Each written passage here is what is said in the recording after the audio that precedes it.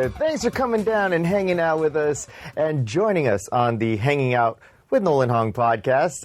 We have a great show in store for you. We got coming into the Pop Creative Media Studios, my dear friend, Niki Libarios, and you may know her in the pet world as the owner of Hawaii Doggy Bakery, but she's got such a fun and fantastic story, and I can't wait for her to share it with you all. She's one of the most creative and zany, fun-loving people I've ever known. If you follow her on any social media, you'll know exactly what I'm talking about, and she's going to talk all about that in our interview here. And in fact, the reason why I'm really excited about having on here is because it's appropriate, because the only reason why we have a podcast is because she is who inspired us to do it. That's right. Jamie and I were mulling over what we were going to do. We're like, maybe we should do a podcast, but weren't really sure about what to do it on.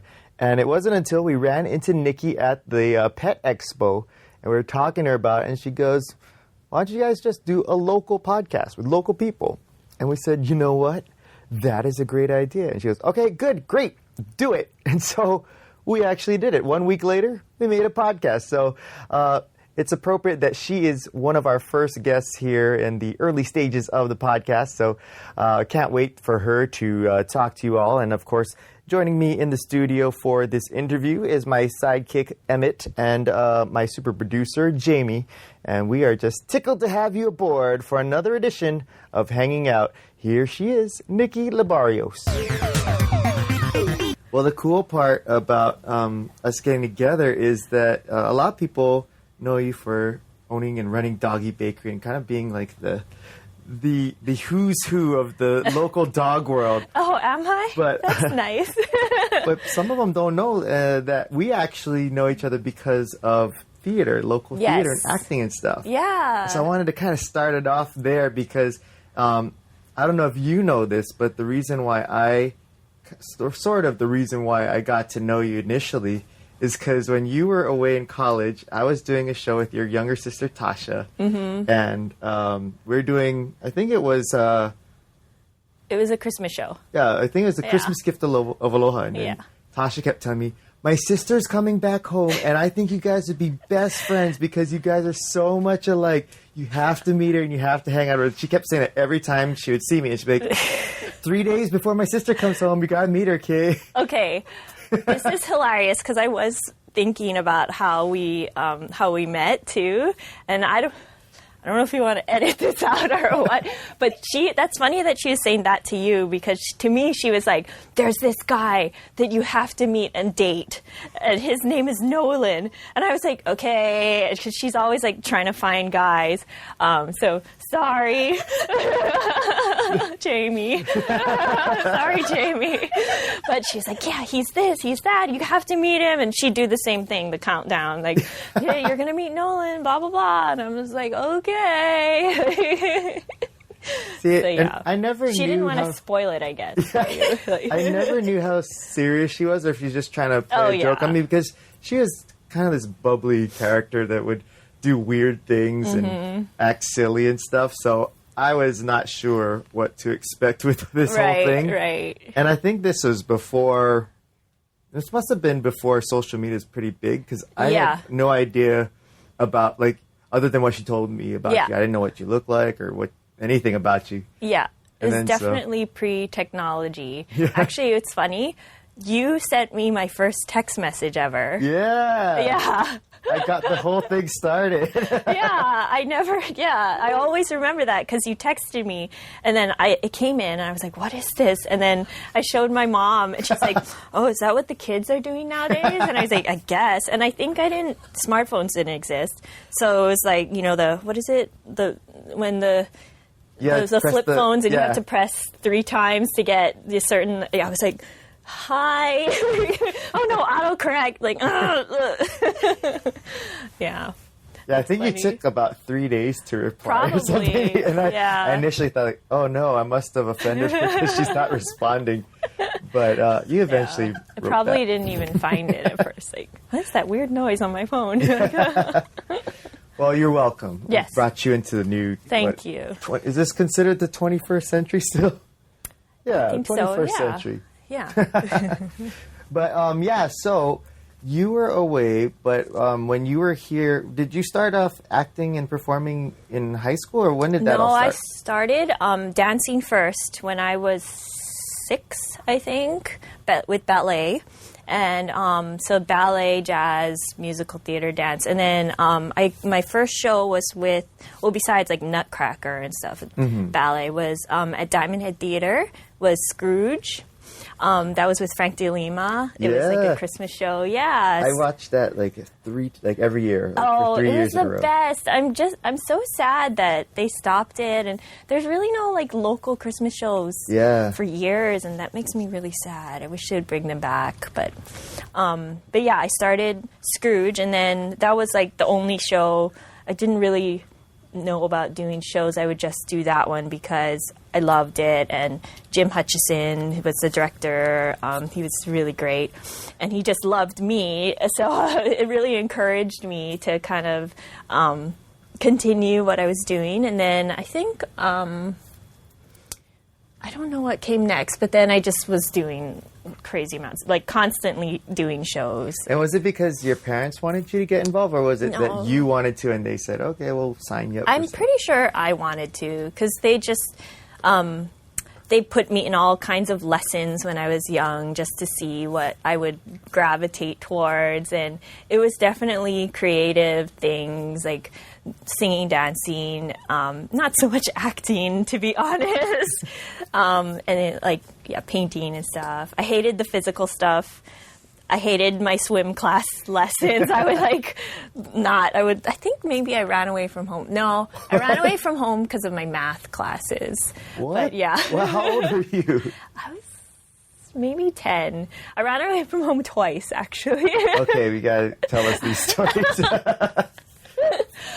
Okay, so the first time I ran away from home was because my mom was making me do too much math, the kumon, remember? And she's a math teacher, so I needed to be good at math. And then she's the Chinese side of it. Oh, yeah, right? yeah. Okay, so she just drill. And I'd be like, I don't want to do it. And she's like, no, you have to. And finally I was like, I don't know what else to do. I'm going to run away from home. And so some fight about math, I took off. I didn't even have shoes on, and I just ran, and I got really, really far. We live in Kapahulu, and I was like, kind of by the time they caught up to me, I was at Wailai Avenue with no shoes. Yeah, and I always remember they found me, my mom and my sister driving up, and my sister jumps out of the car, and I'm running because at this point I'm like, I gotta go, and she's like, stop, I love you, please come home, I love you. And then when I heard my sister's voice, I just started crying. I was like, ah. And that's how they caught me. Oh my. I wish I could have seen this. It must have been like straight out of a movie. Yeah, it was pretty funny. The two sisters crumbling in tears, holding each other. Yeah, and then the second time, I don't know, I think it might have been about math too, but I was getting mad. You really don't like math. Yeah, well, it was a lot. It was too much. She was, Chinese math teacher. So I actually was planning in advance this time because my feet really hurt from the first time. So I was packing a bag. I remember I was like packing a bag, and my whole family, they, had known about the incident. So my grandma had told me, my popo, she said, if you ever want to run away from home again, just tell me, okay? You can come to my house. So I was like packing my bag. I was like, I'm going to live with Popo. And like, I'm tired of this. And my sister found me. She's like, what are you doing? And again, it was her. And she's like, please don't leave me. Don't run away from home. Like, please. And I was like, fine. I unpacked my bag.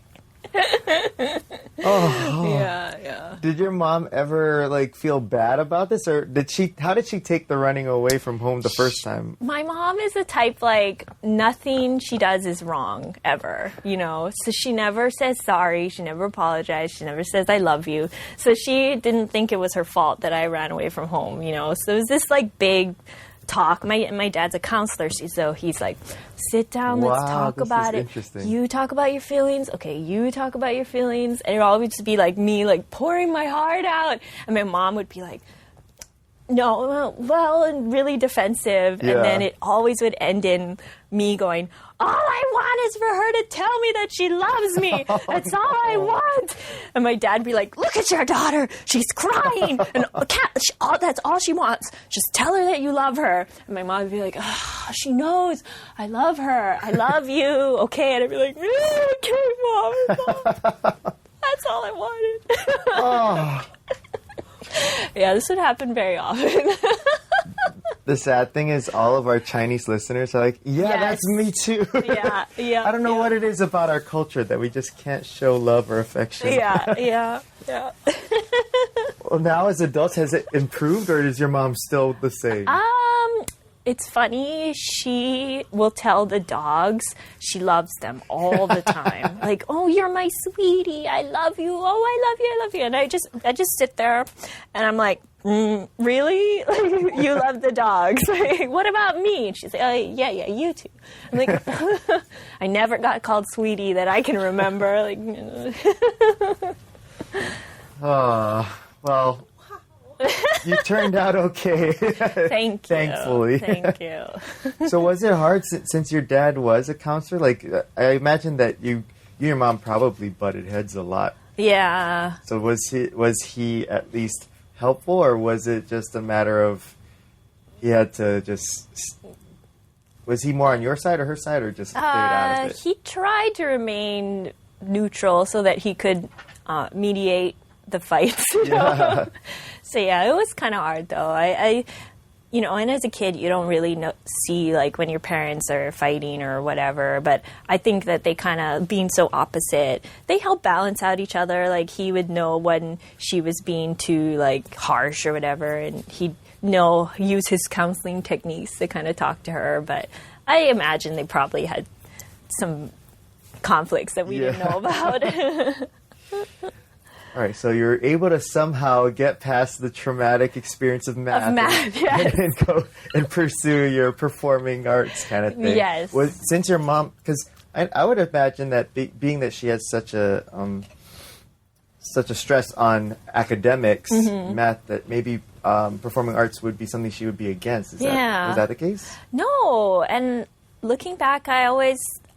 I'm surprised that she let me. She was so supportive, even though she never said I love you. She was very supportive in like what she thought was my passions at the time. And so I would be enrolled in every dance class and private voice lessons, and just taking me to auditions and like rehearsals, like constantly. Like one show ended and you immediately start another show. And so now I'm like, that's crazy. Like thinking of her driving me all the time to everything and just staying up late and volunteering to work backstage and putting together all the little cast thank you things. Like they were very, very supportive. Like, and I'm very grateful. Yeah. She does love you. She does love me. She just doesn't say it. Yeah, because even as adults, being in plays is...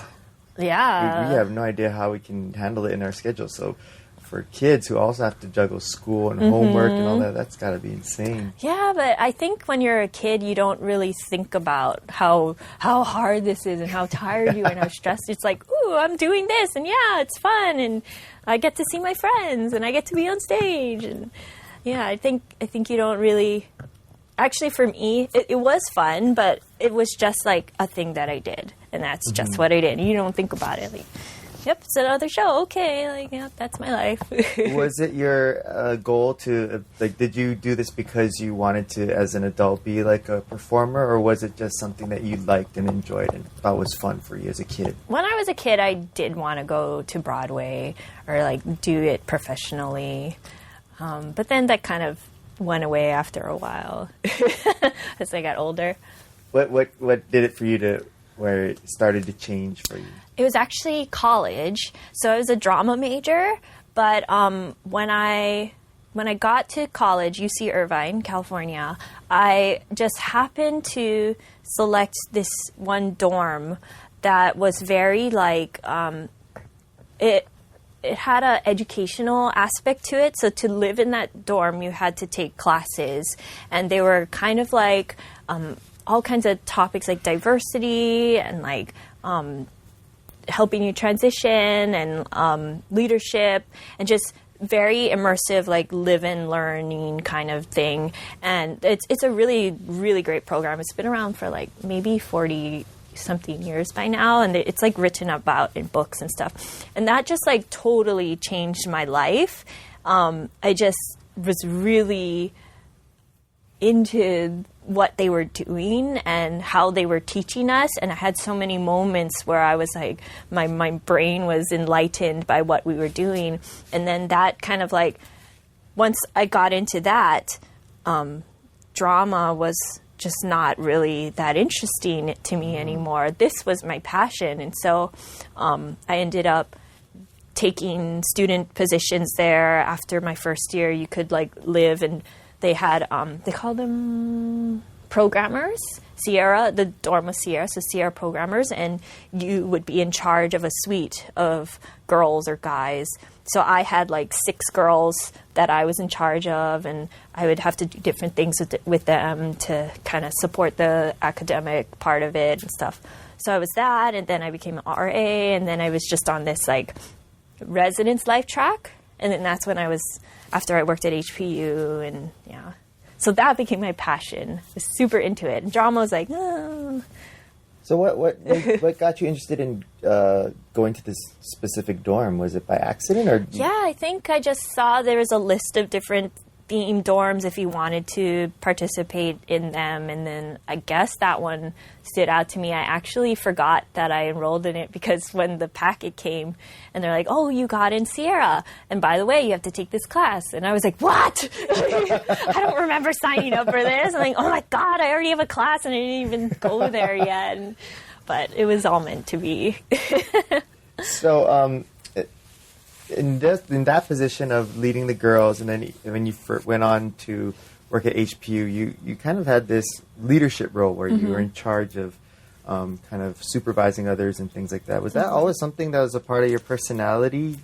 I think so, because I used to, yeah, I think so, because thinking back to like elementary school, I think I was always trying to like corral my fellow students, you know, like, to some kind of project. Like I started a newsletter for the class that I would like tell my friends like, oh, you got to submit. And I had one girl who would draw comics, and then another girl, I forget what she was doing. And then I would like make up gossip column like, oh, so-and-so did this and that. And I think we did a couple issues, but, you know, no one cared. But the teacher was like, oh, this is great, put it on the wall. And then another time, also in elementary school, I decided, like, I'm going to make a talent show during recess, because there's a stage and no one's using it, so I'm going to make a talent show. So I like had people audition for me. You held auditions? Yeah. Wow. What kind of performing? What kind of acts were there? I don't remember. I think mostly singing, but that never got off the ground. But. Were you pretty critical as a judge, being that you had a lot of background in singing? Like, no, you're not good enough. I think I just wanted anybody. Like, come on, it'll be fun. Like, no, we want to play. It's funny because as I hear it now as an adult, I'm like, wow, that's fantastic. That's so awesome. But as a kid, I probably would have been one of those kids like, oh, no, just leave us alone. Yeah, Let's play dodgeball. Yeah, that was most of the kids. Yeah. Where do you think that all came from? Was it just... I don't know. I just always trying to bring people together under a common interest, especially like niche things, you know? Yeah. I don't know. Maybe it's from theater, because theater is like, there's not everybody's into theater, you know? And I think just being part of a group and just seeing like how much it can change you and how much you can, I don't know, become part of something, especially Ohia. Like Ohia was another benchmark, I think, of like changing my life, because before Ohia, the shows that I did, there were not, I mean, Ohia is very, very family. Like, you're right. Like the other shows, they're good, but they don't really put too much emphasis on like getting along and hanging out. It's like you learn this, you learn your lines, you learn your dance, and then maybe you go to dinner, but that's it. But Ohia was like, okay, now who's going to be in charge of the potluck this day? Like, there's a sign-up sheet. Like, the first day you get your sign-up sheet. And I was like, what is this? What do you mean? We're going to hang out? Like, why? And the closing circle that we always had. Mm-hmm. Oh, it's just the worst. So for those who aren't familiar with the closing circle, tell the listeners what the closing circle is. So after the closing night of any show, we would have closing circle. You come back after you've greeted all your families and friends and take off your makeup, and you sit in the circle, and then you just kind of all say goodbyes to each other. And it's so super emotional and just like you're crying the whole time. But it's great because, it's a good way to like close out this amazing experience that you just had with each other and stay connected. It's funny because when I did my first show, maybe like in the second to last week of the run, that's when the warnings came to me, like, okay, so there's going to be closing circle. Yeah, you need warning. Just want to give you a heads up. Prepare yourself. It's pretty intense, but you'll love it. Yeah. I was just so intimidated and nervous. Oh, really? And it was exactly like what they said. Yeah. And then I moved on and warned the next generations of it, like, guys, you're going to have this event and it's going to be life-changing. Right. I mean, it is. It really is. And that kind of, I always said it like ruined me for like other theater things. Say, I don't want to do them. I just want to do Ohia stuff. Like, I don't want to, I just want to be in Ohia. How did everyone that we've talked to that's been a part of Ohia has their stories about how they got involved? How did you find yourself getting involved with Ohia Productions? I mean, to me, it was just another show that I was auditioning for. I think it was Roz probably told me about it because she was my voice teacher. Oh, okay. But I was already, at that point, was maybe done like, I don't know, 20-something shows already as a kid. Yeah, so wow. I was just like, yeah, okay, next. Yeah. And then no idea what I was getting into. Did you at least understand that it was a pidgin-speaking play? Yeah. That's very different than all of the other shows. Well, actually, the first Ohia show I did was Iso, so there wasn't really any pidgin. Well, it's like a little bit of both, right? Yeah. They kind of merge the two of traditional and English. Yeah. So, what was your first experience like with that? With Ohia? Yeah. Was it hard for you to transition? Because a lot of people will say, like, if you were born and trained and raised in traditional theater, that it's a little bit of a learning curve to go to this kind of style where Ohia is like you mentioned, it's not necessarily about the performance per se, but people are there more for kind of the family environment, and a lot of emphasis is on the camaraderie and the fun and stuff, which some traditional actors would be like, hey, this isn't very serious. Come on, guys. Yeah. I mean, don't get me wrong, we work really hard, but it's a different kind of work. I don't really remember it being difficult. I think it was just like, it just at first was like a regular old show that I was doing. And then as I started to realize like, wow, these people are really cool. This is like doing a show with my family, like my dad's side cousins, very, local kind. So I was like, wow, this is great. So after college, when you decided, acting or performing wasn't necessarily a passion anymore of yours, did you ever do any more performing? Mm-hmm. I think I did another Ohia, mostly just Ohia. But then after Lisa died, that's really when I was like, no, I'm done. Like, I don't want to do. I think I tried to do one more show. I did one at Diamond Head, and I was like, I can't. Like, it's very traumatic for me. A lot of feelings associated with performing and just like feeling sad, and it's a lot of effort. Like we said, it's a lot of time to do something that's like not really that into. Do you think it's something that you've gotten over as far as the negative feelings associated with performing? And if so, do you miss it? Do you think you ever want to go back to it? I think I do every once in a while, but I think, I don't know, if Ohia did another show, maybe. I don't think I want to go back to just a regular old production. I don't think it's for me anymore. And it's like a lot of time. So I'd have to really reorganize my schedule to do it. I think sometimes I'll go back to like dance classes. I miss that. But probably not a show like full on. I'll pose this out to you because I know that you probably heard the episode with Steph already. Yes.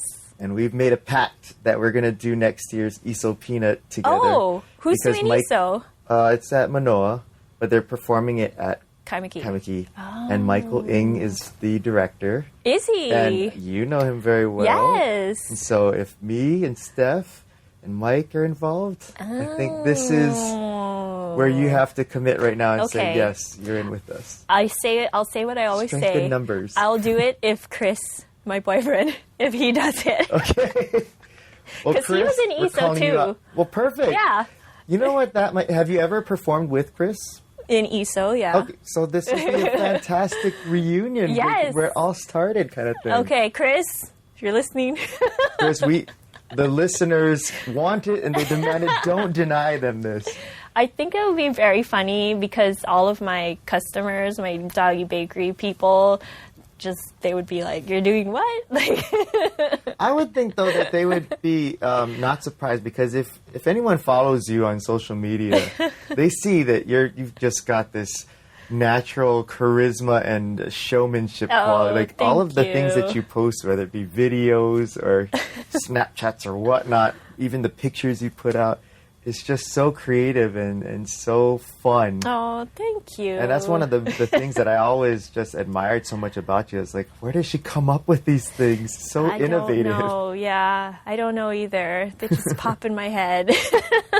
So when you and Chris did Iso, what roles did you play? I was one of the Filipino sisters. Oh, okay. And the what are they? The triad, the singers. Yeah, three sisters that were trying to woo the. Yeah, but that was like one part of what we did. It was like a group of three singers who were just always singing. It was me, John Anguai, and Sarah Leah. I know what you're talking about. Yeah. It's almost like I likened it to the movie Babe. Pig in the Sea, and had the little three mice that my God. sing little transition songs. It's kind of like that. Like you guys are kind of like the narrators, essentially. Like you would set up the story and the scene, but they would sing it beautifully, not like little mice. Yeah, I was at, and then Chris was one of the pirates. The All Aboard. Oh yeah, that one. Yeah, I always tease him. He has some very pirate-like qualities. I think that's a good role for him. Oh, that would be so neat. That would be fun.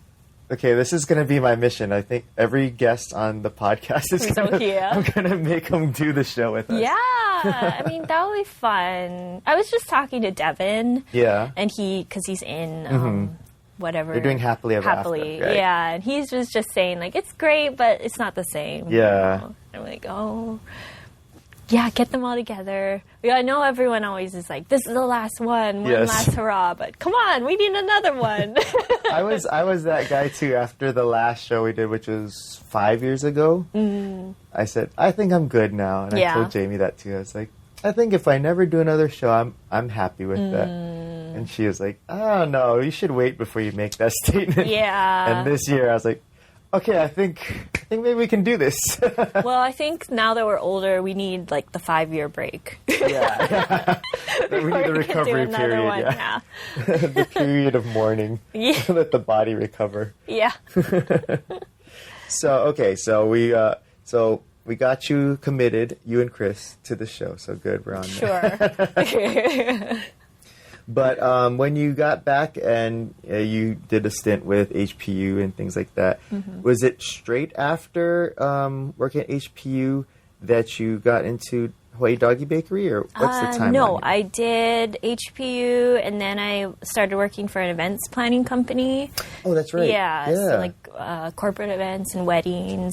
And then I was at HPU for like 6 years, I think, and then I was at the events planning company for 2 years, and then just this opportunity to purchase Hawaii Doggy Bakery just fell into my lap suddenly, and then I went to that. So how did that come about? Was it just something that you saw and noticed? No, actually, so I was kind of like entrenched in the dog world already because Chris and I had started a club for Shiba Inu dogs that was like getting super popular. And then from that, I met the producer. I don't know what he does everything for the Pet Hui, which is on OC16, and then they wanted me to be on the show, so I actually had a regular segment on the show, so I was getting known from that, and then I started to meet all the pet business owners, so I knew the owner of Hawaii Doggy Bakery, and then I heard she was closing. And kind of like freaked out and was like, "What do you mean? Why are you closing? Like, are you selling? Like, what's going on?" And she's like, "Oh no, I'm not selling, but are you interested?" And I was like, I don't know."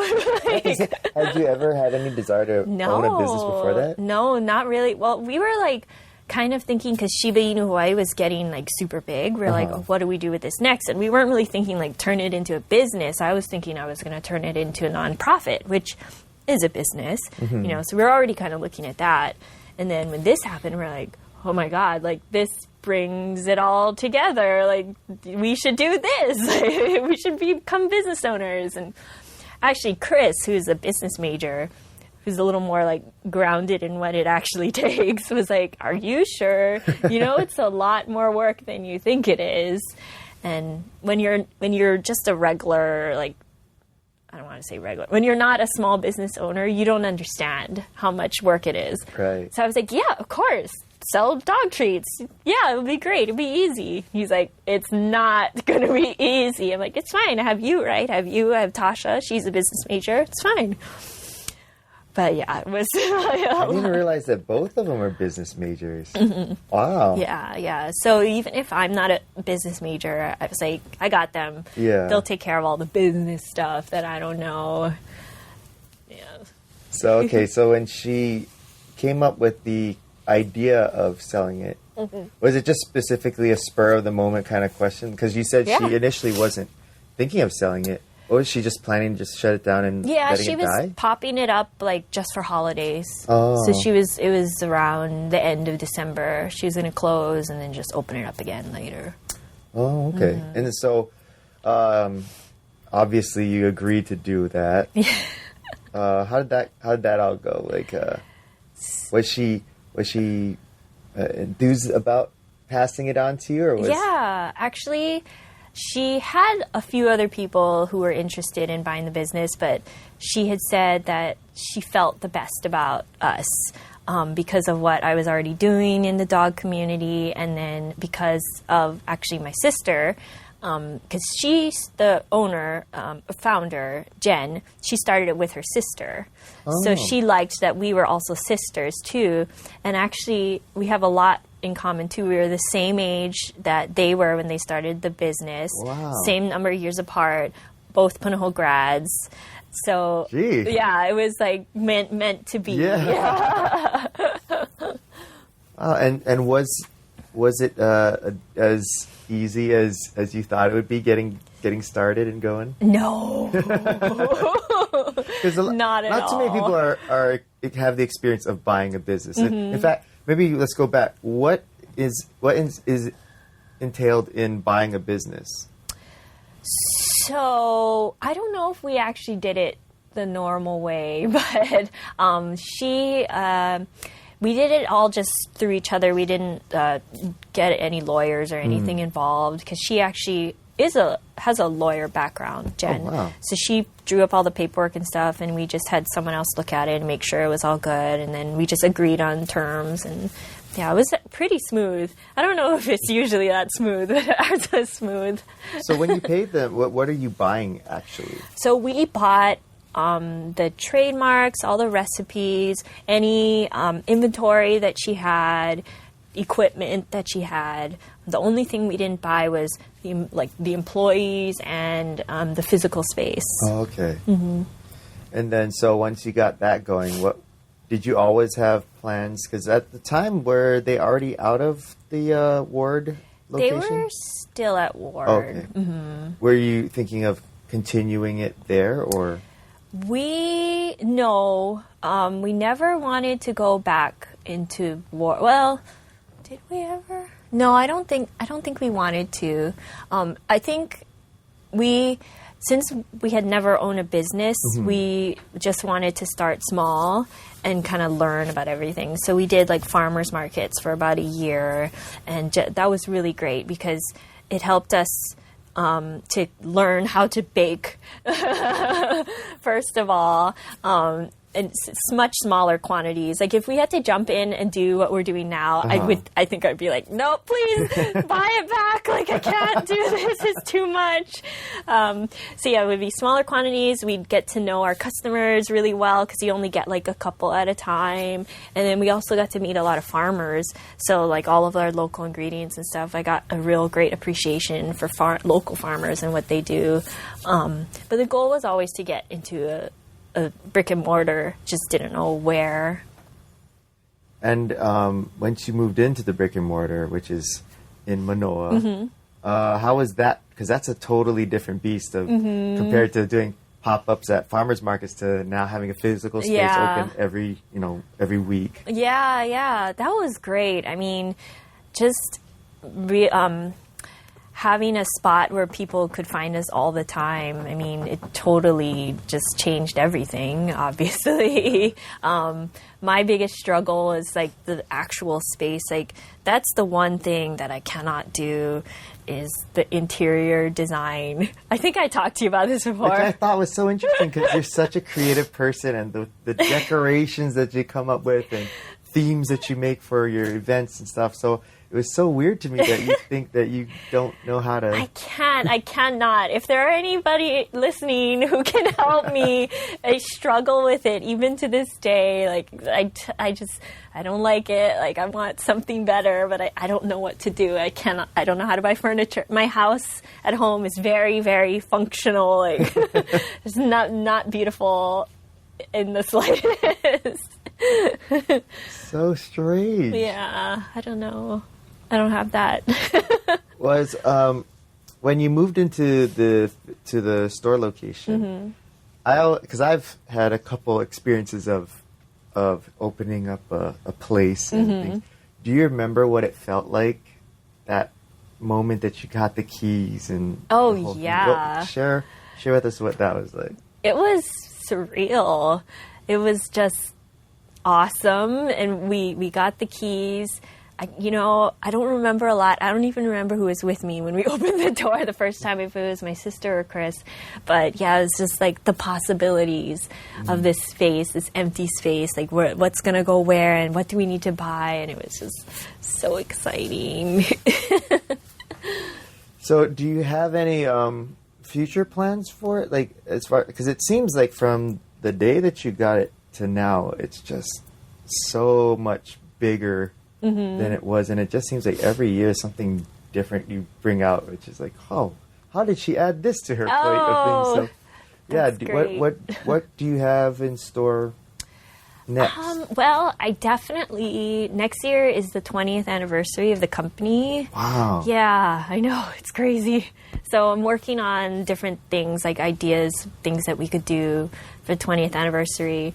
But actually beyond that, I'm not really too sure. Like, I don't know if I want to open a second location or just move completely to a different location.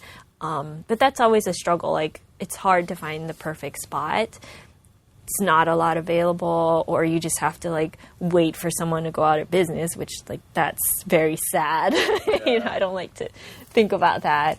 Yeah, I don't know. Or if we do more online or start doing wholesale, it's just kind of figuring out what's the best direction for us.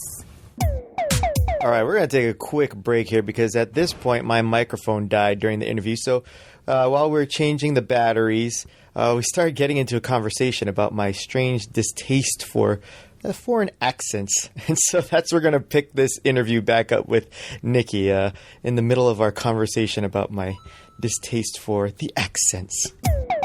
Mainly for entertainment. Like, yeah. I really despise Wow. it. So that's why she loves Harry Potter and The Ring, or Lord of the Rings or something, or The Ring and Lord of the Rings. That's so different. Yes, very and different. Game of Thrones and all that.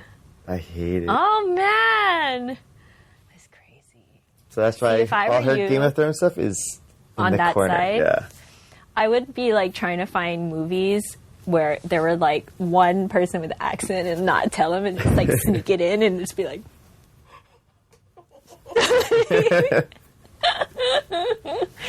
That's funny. I think that's the big sister quirk in me though, because like Tasha has a tryptophobia. Have you heard of that? What? It's like fear of dots.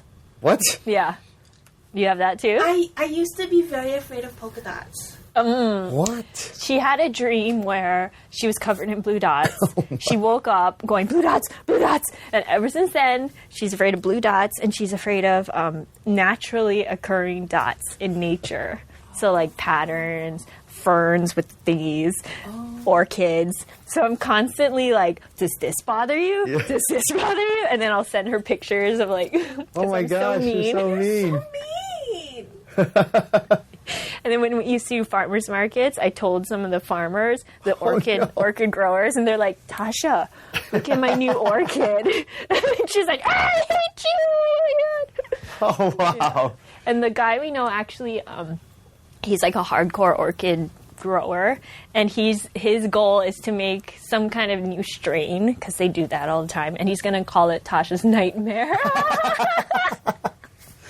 They're like, yeah. Oh my gosh. That was so mean. You've not only used her fear against her, but you've turned other people around you against her. This is Are terrible. we recording this part? I won't put it in. Damn it! I want everyone to know. Okay, let's put it in. Tosh. Now everybody who doesn't know is gonna jump on board.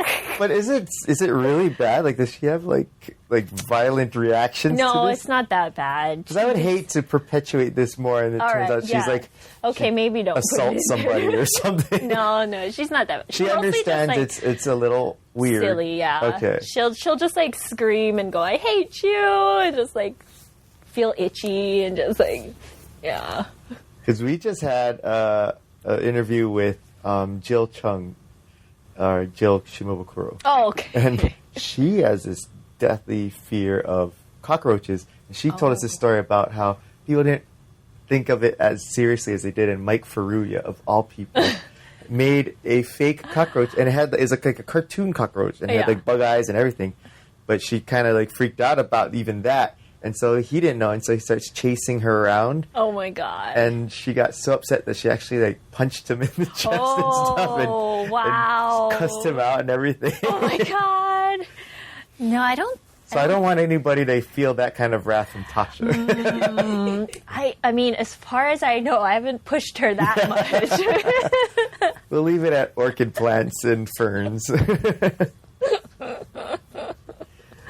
Well, so we were talking really a little earlier about the Doggy Bakery and everything like that.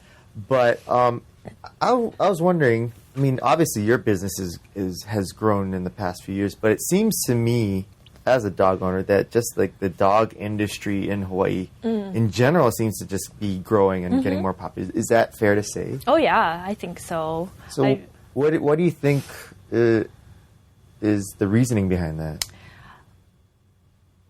You know, I want to say that it's like just dogs becoming more part of your family, but I don't know if that's, I think that's been growing for a while.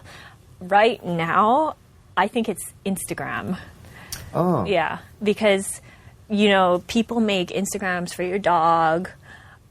Either you put in, you know, on your Instagram pictures of your dogs, or the dogs actually, like Dr. Emmett. Did you follow him at Dr. Emmett B on Instagram? Yes, he has his own Instagram, and then the owners pretend to be that dog.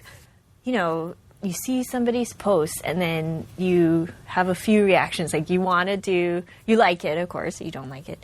you want to do something similar with yours, or you want to up it and do something better, So as you see that and like this like competition, like not even like mean competition, just like, oh, that's cool, maybe inspiration. And you see more and more things that you can do with your dog and for your dog. And so I think that kind of created the demand so that dog businesses and pet businesses can come to fruition, And then also like for aspiring pet business owners, they'll see things and like on Pinterest, which is like great and horrible at the same time. But, and you're like, oh, I could do that. I could sell that. So it's the internet, I think. Do you find that you're getting more and more creative requests from your customers? Yes. I just did a unicorn cake the other day. Yes. Are you into unicorns? Yeah, I can show you. Niki is also, well, at least when we first met, you were super into unicorns. Are you still? Oh, yes. Yes and no. I don't want to be like, because they're so in right now. Press play. Whoa. This is crazy. Can we get this video and post it on our... Yes. I'm waiting for the dog I did it for to post it first. Okay. I don't want to spoil it because they have their big reveals, Yeah. Well, when is whenever that it comes be? out. I think her birthday's today. So, oh, okay. Yeah. This episode will come out after that. Okay, so, if you're listening, we'll post this video. You have to see it's such an amazing cake. And we'll post it on the show description page. So if you go to the website, nolanhong.com, check on the podcast page, you'll see Niki's episode and we'll have all the video there. We might post up some pictures too from things. We'll see. We'll show some pictures of Tasha with polka dots on them and things like that. All kinds of good stuff. Can you Photoshop her with just like dots? Yeah. We will do that. So for all you listeners, dots on her face, maybe. Check out Niki's show description page for all of that good stuff. Yes. But you said that yes and no, you're into unicorns. Why is that? Oh, just like, I don't want to be like everyone else. Because, when you were into them, it was a fairly new thing to me. Like, I'd known what unicorns were, but it wasn't mainstream at all. Wait. It was unicorns weird. were new to you? Well, it was weird to me that someone would be so openly like, I love unicorns. Okay. Like, really? Yeah. The fandom. Yeah. Because this was before they were huge. Well, the internet barely existed, right? Yeah. Then, so we didn't know you could find your tribe or you find every unicorn thing. I remember when I discovered eBay, actually, I was buying Harry Potter stuff like crazy. I'm like, look at this design, look at this. I was in college. Probably shouldn't have been spending all that money. But So where did this love for unicorns stem from? I don't know. I always, ever since I was really young, I have these from, vintage, I think, almost, little unicorn things. I don't really? know. I don't know why. I just love them. They're just so magical and fun, and the colors are usually, pastel-y and, girly. I like that. I don't like the unicorns that look like they're going to kill you, the super muscular ones, or the ones... I have seen some muscular unicorns. Yeah, those posters that, when you shine the black light, those crazy ones. I don't like those. I'm glad we got that distinction. Yeah, I like the cute ones, the fun ones. Yeah. Well, I'm glad that you still like them because when me and Jamie went to London, we saw this, and I said we have to get this for Niki. My gosh! So, there you go. Unicorn poo, magic unicorn poo. Oh my god! And the packaging is in pastels, so perfect. I think you're okay with it, right? Thank you so much. Oh, I love it. Goo. What do I do with it? I can put it on What do you do with it? It's unicorn poo. No, but I don't know. That's what Jamie said. What is she going to do with this? It's unicorn poo. What does that mean to you? It means absolutely nothing to me, but I just thought it was hilarious. Oh no, I gotta like leave it. If you read the places, description, like... it makes it just sound like you have to do it. Okay. You have to get it. Awesome. Even rarer and scarcer than the unicorn itself is its poo. See? Exactly. Why is it rare? Do they not poop? Well, I guess to find a unicorn is crazy, but to collect its fresh poo, probably even harder, because even if you found the unicorn, it doesn't mean that it's pooping anytime soon, right? So that's probably where it stems from. Thank you, Nolan. You're welcome. Thank you, Jamie. Do you have any fun stories that are okay to share about maybe at the shop or crazy things that have happened? How about this? Have you had any like celebrities as customers or well-known people that you might know? Celebrities. Not that I know of. I mean, like Instagram dog celebrities. Do they count? Yeah, for sure. It's funny because when Jamie started Emmett's Instagram page, it was right after we had the event at your doggy bakery, the Easter egg hunt. Yes. And she met all of these owners, and they're like, do you have Instagram? Follow us on Instagram and stuff. And so she made one specifically for that, and it's just like blew up. And it's she's like, oh, that's so and so's dad and so's mommy. Like, they're famous on Instagram. Yep. So yeah, they definitely count. Yeah. There's some big accounts that come to our events and come follow us, and Lily Cointrella, I think you met them, the two little poms, Buster, the bomb pom. There's a corgi, I can't remember his name, Super Jojo something. He comes down, I think he came to our event, but I never, it was so much going on. Super corgi Jojo. Yes, I never got to say hi to them, so I hope they had fun. Instagram dogs. Who would have thought, huh? That our pets would be more popular than us. Yeah. Speaking of which, so your two dogs are pretty popular. And the neat thing is you actually got so far as to get on Reddit, right? Didn't you have like your Reddit? Story? You had like a picture story of their evil adventures or something. Was I on Reddit? I don't remember. It was some... They were on BuzzFeed. Oh, maybe that was it. Yeah. BuzzFeed. Sorry, BuzzFeed. I'm still new to the game here with the internets. But yeah, how did that all come about? They were on BuzzFeed twice, I think. One time, it was a video that I made of me dancing with them for Christmas. It was... I don't remember what song, but I was dressed up in a hat and stuff, and I put hats on them, and they just sit next to me the entire time and look at me like I'm crazy. And I'm, channeling my Ohia days. Did a whole dance where I'm like circling around them, like pointing, smiling, and then Chris was so genius in the way he like captured them, like looking at me like that, or like, and then, that was up for a while. I meant to get it out earlier, but for that year, it only came out like a couple days before Christmas, so it got a decent amount of hits. But then the next Christmas was when someone from BuzzFeed, I guess, or I think it was BuzzFeed, found it.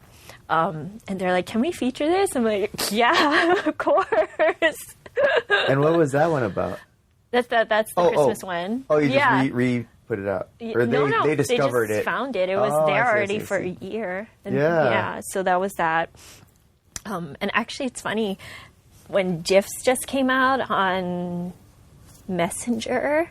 I searched Sheba just for fun. Yeah. And like pretty close to the top is one of my dogs. What? Yeah. And I'm like, hey, that's my dog. She's a GIF. Wow. Yeah, I think it's Curry, the red one. As a puppy, her first time seeing herself in the mirror. So cute. Yeah. She's like, hey, friend. Yeah. And then the second time we were on BuzzFeed. So this is Secrets Revealed. Oh. Did you know you can make your own BuzzFeed articles? No. So That is not BuzzFeed. That was me. What?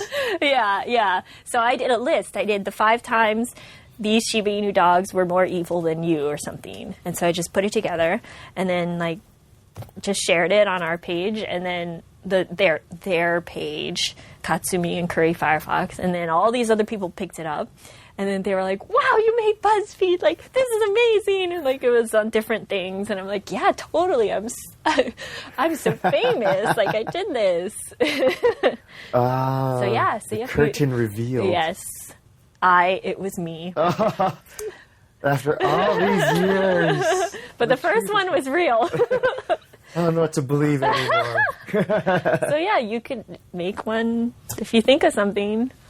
Well, we'll have to come up with something creative because... Yeah. Usually lists are, clickbaity. 5 times this was this, or 5 things you must see. So where did you come up with the idea to make your dogs so famous? Because I think you were the first person that I ever knew that, had a... Oh, really? Social media for their dog. Oh, and how funny. Made them like actual, doglet celebrities. Well, I had our Shiba Inu Hawaii club page first, Uh-huh. and I just didn't feel comfortable in posting so many pictures of them.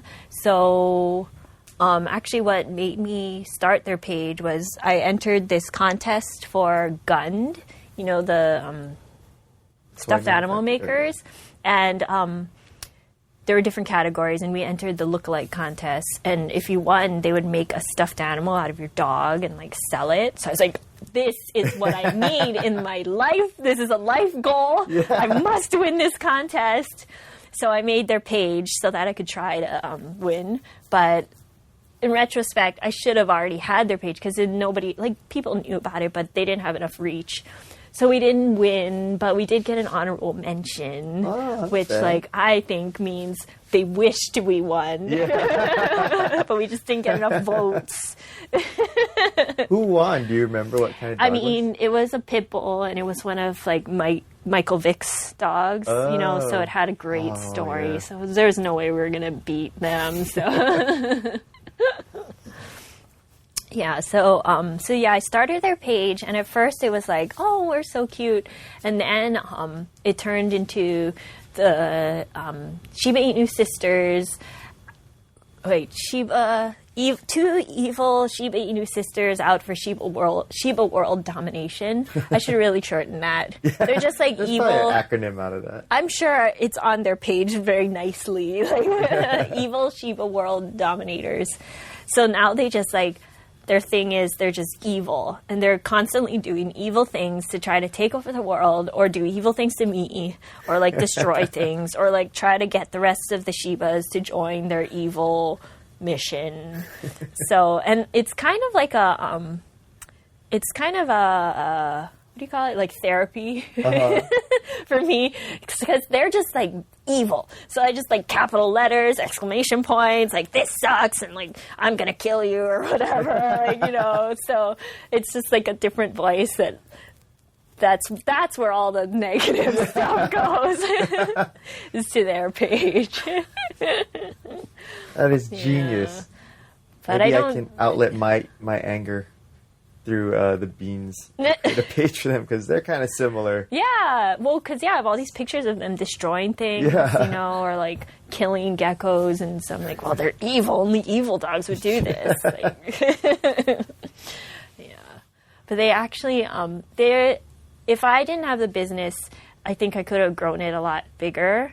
But as is, they already have people who contact me or them and be we're coming to Hawaii. Can we meet the evil Shiba girls? Many, maybe in the teens by now. Wow. So they want to meet them. So they'll come to the shop, and I always have to be just got to make sure there's no other dogs around. And they'll meet them. It'll be oh, they're so nice. They're not evil. I'm no, they're nice right now, And it's funny, it's you forget that you're not talking to the dog, right? Online. So they'll be kind of forgetting that they can't actually talk to the dogs. Yeah. it's me, you know? So they like sit on the floor and like try to talk to them. And then I'm like, should I answer or should I just let them like think in their mind that there's an answer? Or like, I'm like, I'll just answer. But I do the same thing. Like there was this one other Shiba in Hawaii that I got so used to his voice and I knew the owner, that I was like trying to talk to him. I'm like, Kuma, like, what do you think about this? And like, hey, look at this. Like, what are you gonna do that thing that you do? She's like, Niki, like. Well, I mean, I think that you could definitely take it bigger. I mean, there's so many dog national celebrities where they have like clothing lines and toy lines and yep.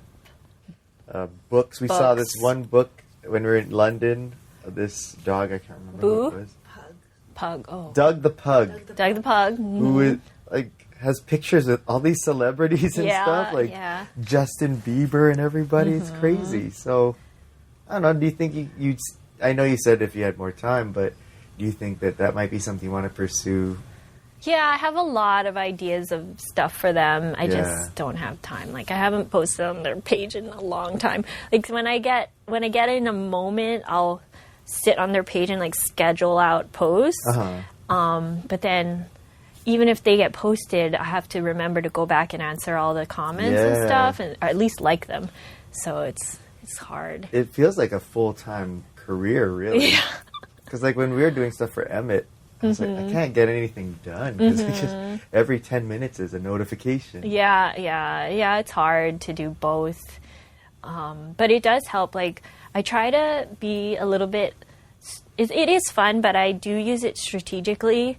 Their page, like if I have something at Hawaii Doggy Bakery that I want to be seen, I'll have them share it. And especially like because they have a lot more mainland reach than my page. So if it's something that's like shippable or whatever, like they'll share it. Or they actually just did a fundraiser for Shiba Prom, and it was a biscuit. Shiba Prom is an online nonprofit fundraiser for Shiba Inu rescue, and once a year they have an online prom for the Shibas, and usually we participate. My girls are always the DJs.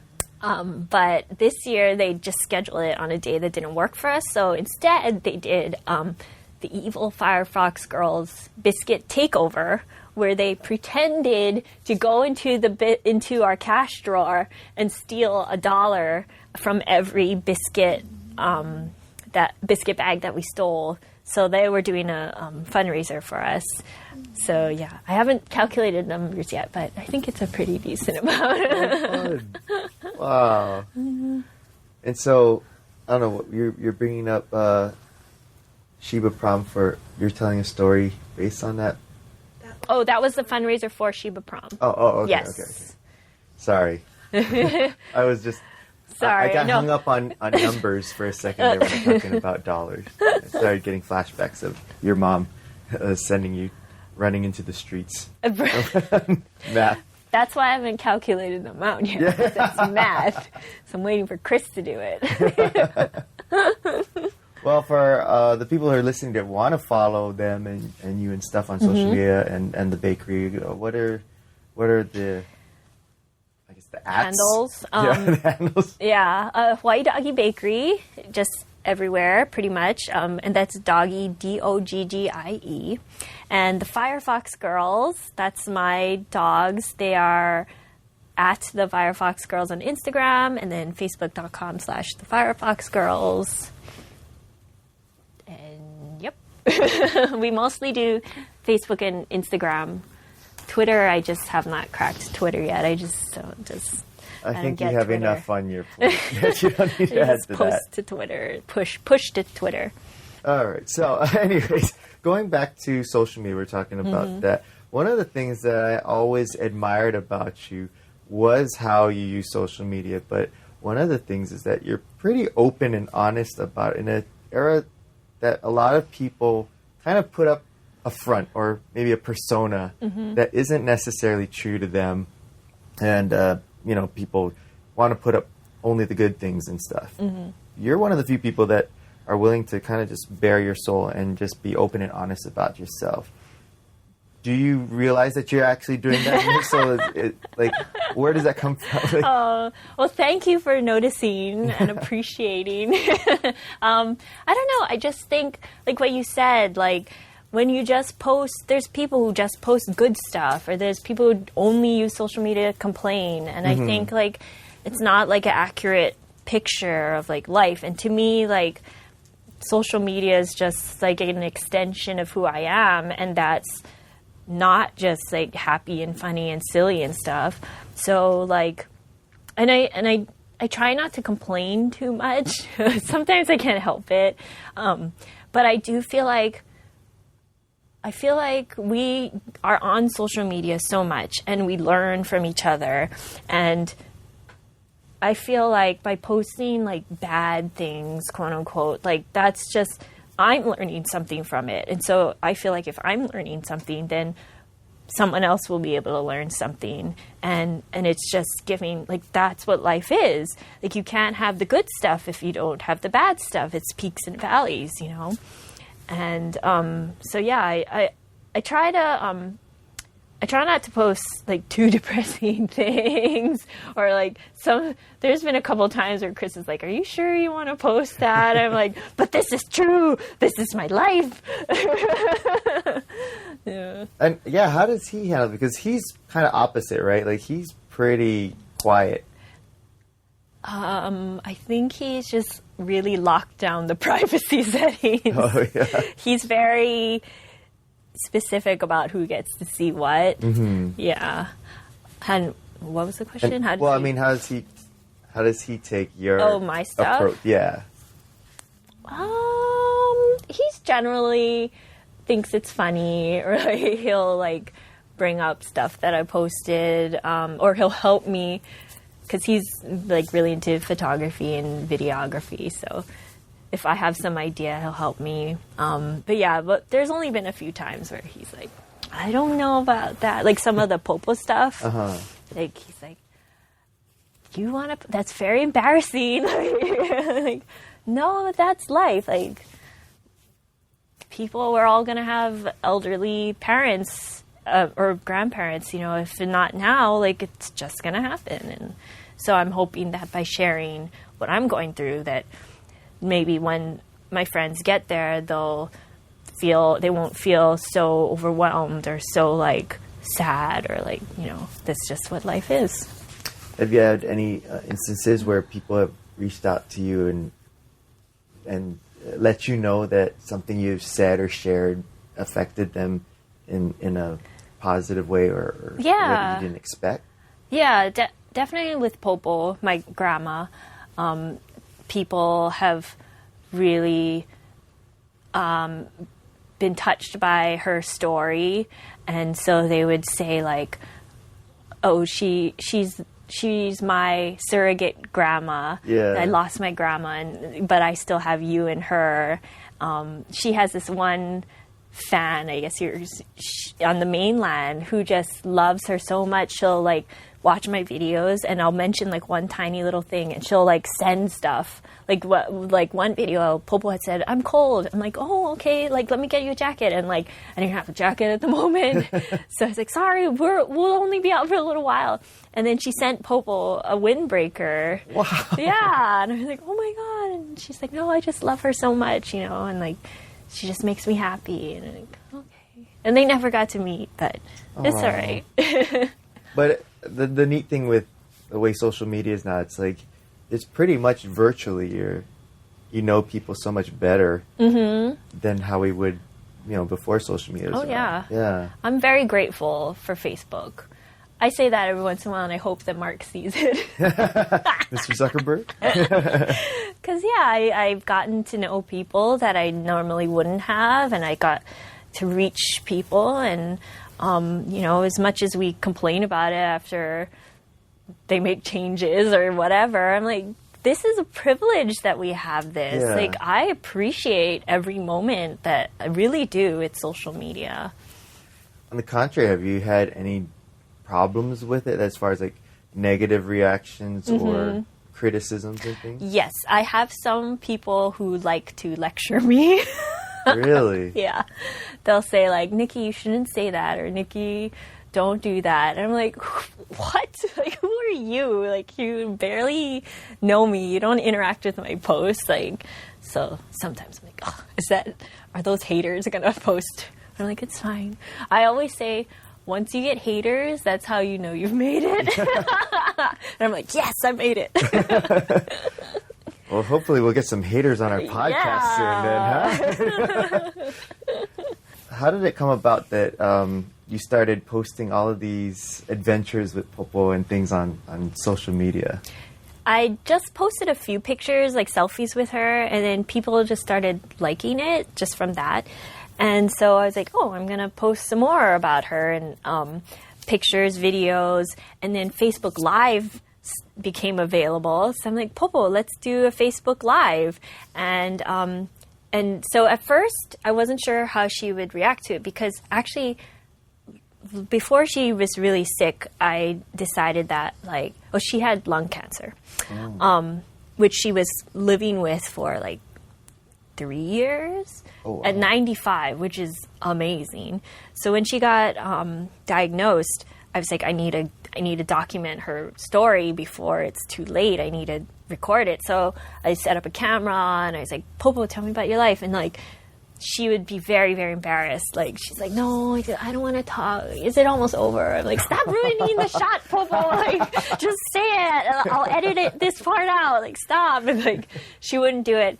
So I just gave up on that. But for some reason, Facebook Live, I think because she could see herself, it was different to her. I don't think she realized it was being recorded or that, people could see it. Yeah. So she would just totally be herself. And so she would talk, and like people would talk back to her, and we do like question day, like lessons from a 95-year-old, like what's the lesson of the day. And it was always like gratitude. Always came back to that gratitude. Be joyful, enjoy your youth. She'd say that a lot. And so, I would do that. And just after a while, I realized people really, really liked her. So I made all her posts into one album, which was public. Most of my stuff is actually not public. But hers is public. And so then she just reached more people. And I'm like, well, I should make her an Instagram. So I made her an Instagram. And, just shared her story. And then the things that people were kind of telling you, like, oh, maybe you shouldn't say that, or who were kind of critical about, what was that they were upset about? It was the poop attack. What? Because like babies and old people, you just have accidents, So it was an especially rough night where there was a poop attack. As an adult, that's a lot of poop. I had posted, it was a smiling picture, and I just said it was a rough night for us, but we got through it, poop attack, whatever. I think I just said hashtag poop attack or poop happens or something. Yeah. And then Chris was like, I don't know if you should post that. And I was like, poop happens, okay? It does. That's just what it is, and it happens often. And I'm not even grossed out about it anymore. I'm sure like how parents are. I'm not a parent, but I can relate in that aspect. Yeah. So that was the one thing that, not upset, but just like, I don't know, it's very personal. But I also got to believe, too, that others who are going through with that would relate to it, and it actually is a positive thing for them, because... That's how I saw it. Yeah. Because that's normally, like they said, the kind of thing you don't post. But I'm like, don't feel bad about it. It happened. It happened. We cleaned it up. It's all fine. And so, looking back now and being able to archive all of this and have all of these memories now, what do you take away from it as far as... I'm sure you're glad that you did it. Oh, yeah. I'm really grateful. The day she died, I just came home and I just watched like video after video, and it was like bittersweet, but it was so helpful, you know, to see like her face, and just like I have so many where she's giving her wisdom, and so many where she's saying personal messages to different family members. So I picked them out and I sent like to my mom, where she's like, I love you, to her. An Asian mom saying I love you. I was like, look, Mom. Your mom has a few years before she hits 95. Yeah, I know. I'm waiting. Yeah, and like to my sister and to my auntie. And so like, yeah, just looking back. And so I had so much footage that I was actually able to put it into a video for her memorial service that just made it into such a joyful celebration of her life. That was just so great. And like, I mean, I'm biased. I thought it was a great service, but I think that other people thought so too, because I noticed like they came through the line, you know, before the service to say their condolences, but after the service they wanted to come through again to tell us how much they enjoyed like what we did. And I was like, oh, I did it. Like, I captured her and I shared her and I gave her a good send-off. And so I'm grateful for that. But the theme was like just joy and enthusiasm. She'd always say, live life with joy and enthusiasm and gratitude. And I think those are good lessons to live by. Like when you're old and when you die, or when you're too old to really like work on anything other than like, you know, getting by every day, what are you going to look back on? Like, are you going to like say like, oh, I worked 20, whatever, way too much. I did all these things. Or what, like, am I happy? And am I grateful? And did I live an enthusiastic life, you know? And so that's what I always remember. And me and Tasha we are debating whether or not to get popo tattoos. With some of her sayings, but it's like we can't decide whether to do it because she would hate it. Yeah. But we want to do it. So it's like, oh, what do we do? Because I don't want her to haunt me, because she had said to me specifically, if you do bad things in my house, I'm going to haunt you. So like, I am not going to do bad things. Cause, like, maybe there's another way that we could celebrate and honor her without it being a tattoo. But I really want one. Maybe we'll make a hat for you or something. I have a tattoo for Lisa. Like, did she know that you had that tattoo? No, I mean, it was after. Oh, who? Popo? Popo, yeah. Oh, I don't know. I don't know if she's seen it and, like, is just pretending that she didn't see it. I think she knows about my sister's tattoo. Because I think my sister was taking a nap, and then she was like, it showed. She's like, what is that? We're like, nothing. Nothing. Yeah. Maybe. We're still thinking about it. Well, maybe Tasha's one can have like dots around it, so that it could. Yes. Then Popo would feel good in knowing that she's like using this to, you know, torture her grandchild. Get over a fear. Okay. You know, it's I like didn't empowering. Think about that. Yeah, that's true. Well, we'll have to work on this plan a little more. Right. But as far as have joy and gratitude in your life, all wonderful lessons and suggestions how to live. And I can't think of anyone who embodies joy more than you. Oh, thank you. And we're grateful that you came through here today and hung out with us. Thank you for having me. I'm so honored to be on this podcast. And I'm so happy that you did it. It's so exciting. I always it's the first podcast that I listen to. Like, a lot of them drop on Monday. And I'm like, I gotta listen to this one first. Wow. Why aren't there more? So, you just bring out, like, great stories in people. And, like, it really is, like, just hanging out and just, like, being cool. Well, I loved hearing your stories here. I learned a few things that I didn't know about you. So that was really cool. And, we'll have to do this again sometime soon. Yeah, Maybe we can have a little more time. I was worried I'm not as exciting as the other guests. No, this is a lot of fun. And I knew when we came up with this idea and we put your name down that we'd have a lot of fun with your stories and with your personality. I knew it was going to be entertaining for sure. Oh, so, good. I'm glad. Yeah, thank you so much. Thank you.